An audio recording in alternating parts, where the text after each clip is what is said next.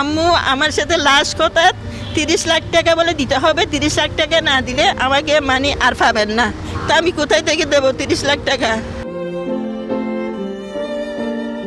Dubai প্রবাসের সাতখানিয়ার এক ছেলে তার কর্মস্থলের জন্য প্রায় 2 বছর আগে সে প্রবাস পাড়ি দিয়েছেন। হঠাৎ গত 25 তারিখ মধ্যরাতে তাকে কিছু ব্যক্তি অপহরণ করে নিয়ে যায় বলে আমাদেরকে জানিয়েছেন তার মা, এবং নিয়ে যাওয়ার পরে তার মায়ের কাছে টেলিফোন করে প্রায় 30 লক্ষ টাকার দাবি করে। যদি 30 লক্ষ টাকা যদি দিতে না পারে তাহলে তাকে মেরে ফেলবে, এমনটা হুমকি প্রদান করছেন। তো আমরা সরাসরি সেই ভুক্তভোগী মায়ের সাথে একটু কথা বলবো। তিনি আমাদের সামনে উপস্থিত। আমরা জানতে চাইবো আসলে তিনি কোনো জায়গায় অভিযোগ করেছেন কিনা এবং কি করলে তাকে মুক্ত করা যাবে, এই বিষয় নিয়ে আমরা এখন একটু তার সাথে কথা বলবো। আমার ছেলেকে মানে দুবাই পাঠাইছি, লেখাপড়া না করে বাপ যখন মারা গেছে অসহায় হয়ে গেছি আমি। ছেলেকে পাঠাইছি কিছুদিন হয়েছে, ওরা 15 জনের মতো লোক এসে আমার ছেলেকে নিয়ে গেছে।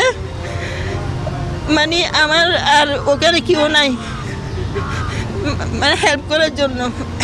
ওরা নিয়ে গেছে এই 25 তারিখ রাত্রে, 26 তারিখ ওখান থেকে আমাকে কল দিছে, বলছে 30 লাখ টাকা দিতে হবে, 30 লাখ টাকা না দিলে ওকে নাকি বলে মেরে ফেলবে। তা আমি কোথায় থেকে দেবো 30 লাখ টাকা? এটা জানি, আমি আর কিছু তো বলতে পারছি না। অভিযোগ করার মতো তো কেউ নাই আমার থেকে, ওখানে দুবাইয়ের মধ্যে মানে কেউ নাই।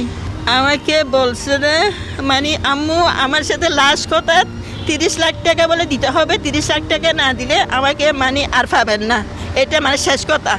তো এরপর থেকে মানে 1-2-3 আমার মনে নাই কি নাকি কালকে নাকি পরশু আমাকে কল করছে, এটা আমি সঠিক করে বলতে পারছি না, কিন্তু বলছে মানে লাস্ট কথা বলছে, আর এরপর আর কল করে নাই। আমি বাংলাদেশ থেকে দুবার এম্বাসি থেকে মানে হেল্প চাইছি, আমার থেকে ওখানে কেউ নাই। আমার স্বামী যে ক্যান্সার হয়ে যে মারা গেছে, যে প্রায় 10 লাখের মতো খরচ হয়েছে, আমার এখনো পর্যন্ত মানে শোধ করা হয় নাই। আমি কোথায় থেকে দেবো? আমার থেকে তো মানে কোনো সামর্থ্য নাই।